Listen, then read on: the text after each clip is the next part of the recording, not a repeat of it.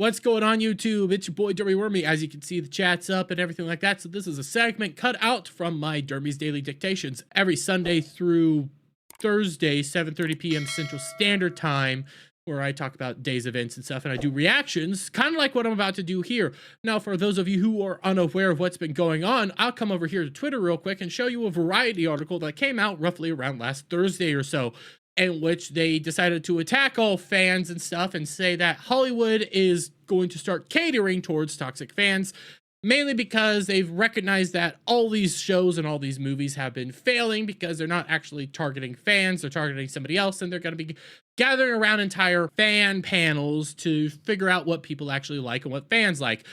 Unbeknownst to a bunch of stans and people of that nature, they don't really realize that they're going to be gathering a bunch of their own types of people that say they're fans, that aren't really fans, and that's what they're going to be, you know, figuring out what fans like. So there's that. But, you know, you also had the discussing film over here that said basically the same thing. But Asmongold, and I don't disagree with Asmongold here, I've only got like the general idea of what he says in this video.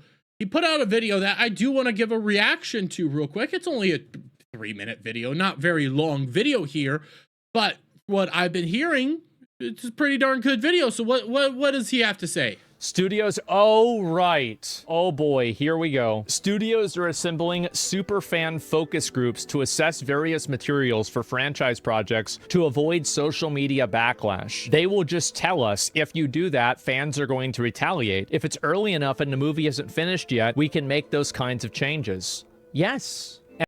Now, that's what a lot of people are taking from it, and I do hope that is how it's going to be. And yes, if you actually, you know, get a bunch of fans together and say and figure out what a bunch of fans actually like within the project, whether that would be things of the ROP, if you actually got a bunch of Tolkien fans together, real Tolkien fans, not their super fans, where you get a woman yelling, "I like, look at the Galadriel," you know, you see.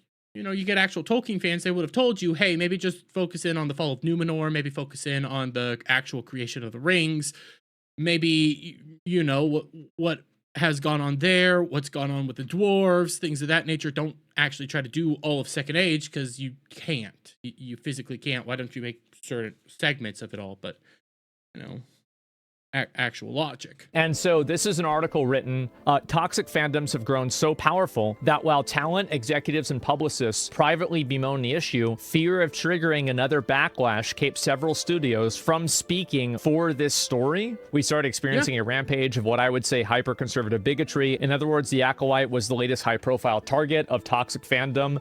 It comes with the territory, but it's gotten incredibly loud in the last couple of years, said a veteran marketing executive at a major studio. People are just out for blood regardless. They think the purity of the first version will never be replaced, or you've done something to upset the canon of a beloved franchise and they're going to take you down for doing so. That's exactly right. I'm glad they understand. So the problem is that the fan base wants you to maintain what the original story was and not change the story. And this is...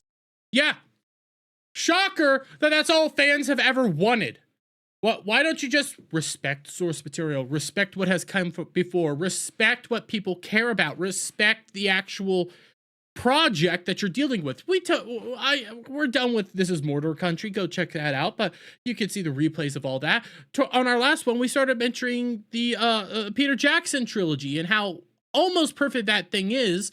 But at the same time, Peter Jackson had to admit, hey, we had to change some stuff. We had to do some stuff that isn't, you know, properly canon, isn't a part of the actual story, because we couldn't properly adapt things like Tom Bombadil or certain things with Shelob, stuff of that nature. We couldn't properly adapt it. We recognized we couldn't do that, so we took it in a different direction.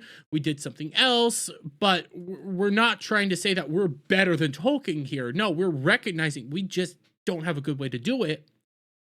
And we're still trying to pay homage and reverence to what has come before, because what came before within like Lord of the Rings was so pure and good, and Tolkien made such a wonderful world that we love it. That's why we're doing this. This is an homage to him. This is a respect to him. That's all fans want, is for you to give respect to the actual material.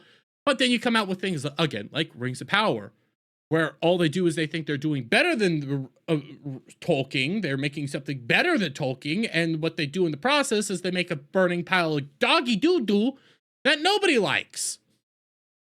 So It's about a toxic fan base. Toxic fandoms have grown so pernicious that they've become a fact of life for many, and so powerful that while talent, executive, and publicists will privately bemoan the issue, fear of inadvertently triggering another backlash kept several studios from speaking for this story even in the background. I think this is a good thing. Wow, yes. We're trying to put this agenda that we want to have in like this show. The fans don't like it. Now the fans are the problem? No, you're the problem for trying to force it into the show. Yes! It's always been these mega corporations, Disney, Warner Brothers, frickin' Ubisoft, all these corporations keep trying to shove in their bull crap into these properties that they don't fit in. Amazon, they constantly just try to fit this stuff in there. And then when they get pushback, they're like, oh, you're just a toxic fan. You're just a toxic fan. And I did a whole video trying to break down the idea of toxic fan just the other day. And I utilized an Doctor Who stan by the name of Mr. Tard. Well, it's Mr. TARDIS, but he doesn't have any real respect for me, so why should I give him respect back? But I pointed out he has no uniform definition or application for the term toxic fan. Toxic fan is just a bullcrap term that is retroactively or arbitrarily placed on individuals for no apparent reason other than I don't like your opinion, so therefore you bad. That's all it is. And if you had a uniform like definition that is uniformly applied, maybe it would have a little bit more, bearings to somebody being deemed a toxic fan. Even though I think calling anybody a toxic fan is dehumanizing, demoralizing, and is just proof that you don't want to actually try to argue points back and forth. But there is no uniform definition for it, and at the same time, there's no uniform application of the term toxic fan. So whenever you get a company coming out here saying somebody is a toxic fan, they're immediately to be honestly ignored because they don't know what a true toxic fan is. And they just say, well, you don't like what we're doing, so that means you're toxic. That's all it is. And it is good that companies are becoming more terrified of these groups of individuals, these actual fans, because actual fans have been telling you, we don't like what you're doing. And we're not going to be participating in this project anymore. We're not going to be giving you our money anymore because all you're doing is bastardizing our work. All you're doing is bastardizing our heroes, bastardizing these properties that we like. And it's good that you're starting to get terrified of us. It's good that you're starting to recognize who actually holds the power here. It's not Disney. It's not Warner Brothers. It's not Amazon. It's the fans. It's always been the fans. And it's good that they are getting terrified of us. Either meet the audience expectations or you die. They'll just tell us if you do that, the fans are going to retaliate. This is a good decision. You know what this shows? It shows that we're winning. You don't get to morally obligate an audience to buy your product. That's not how the world works. Nobody has to do that. I'll give you an example that's not a politically charged example, which is the Sonic movie. The first Sonic movie trailer was so fucking bad that everybody on the internet hated it. And then you know what they did? They went back to the drawing board and they fixed it and they made it the way that people wanted. And now they're making Sonic 3 with Keanu Reeves' Shadow. What these companies and these writers believe is that they have some sort of moral authority to write these stories and then have everybody like them. And if you don't like them, you are seen as the problem. It doesn't matter whether you think that it should be this way or not. If the companies are making products and people don't like them, then they're not going to sell. And that's it. That's the bottom line, literally. Nothing else matters. Yeah. Nothing he said there was wrong. Every little thing he just said there was accurate, and his depiction utilizing Sonic was also, it's usually the depiction people use to help like talk about this in a justifiable way, but he's not wrong there. But I've been using, Rings of Power, for example. Rings of Power and Lord of the Rings, you could do this with Star Wars. People recognize that, hey, you've been bastardizing Star Wars. You keep trying to pillage the EU. You keep trying to say that you're going to use the EU to justify your changes in the actual show itself or the changes that you're doing on Disney Plus, all while at the same time saying that the EU doesn't really exist. So you can't do both. And then when you pillage the EU, you just bastardize what came before and trying to say that you're doing it better.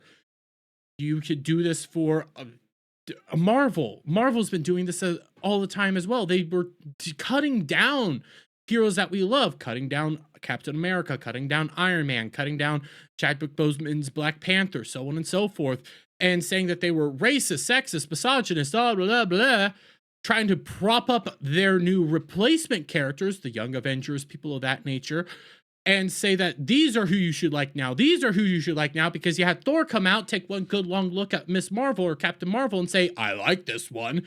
When that doesn't actually work, you have to actually put in the effort to make people like Captain Marvel, and you never did, but you just said, well, we have the moral authority. We're going to say that you like Captain Marvel now when nobody actually likes Captain Marvel. If you just give the bare minimum of saying, hey, we're actually trying to give you guys something nice. We're actually trying to do something for the fans, for the people that like these properties and like this project, then things are going to go good. People are actually going to say, you know what, you're actually trying. We're going to give you your money. That's what we saw with the Sonic movies. The Sonic movies, not the greatest thing in the world, but I still like them because they recognize, hey, fans didn't like this, so we're going to remake it. We're going to redo it. We're actually going to try a little bit harder here, and we're going to give fans what they actually want. We're going to try to give fans what they actually desire here, and we're going to move on from there. That's all fans want, is an acknowledgement that you're not the moral arbiter and that you're actually trying to give respect to the source material. Now, sometimes you're going to drop the ball no matter what, but at least if you admit that you're not perfect, you're going to do well. But I'm going to leave it there, though. Let me get your guys' thoughts on all this down in the comments below. If you like this video, please give it a thumbs up, share it to friends, hit that subscribe button, hit that notification bell for every time I put out a new video, go live, guys, and I'll see you all in the next one. Bye for now.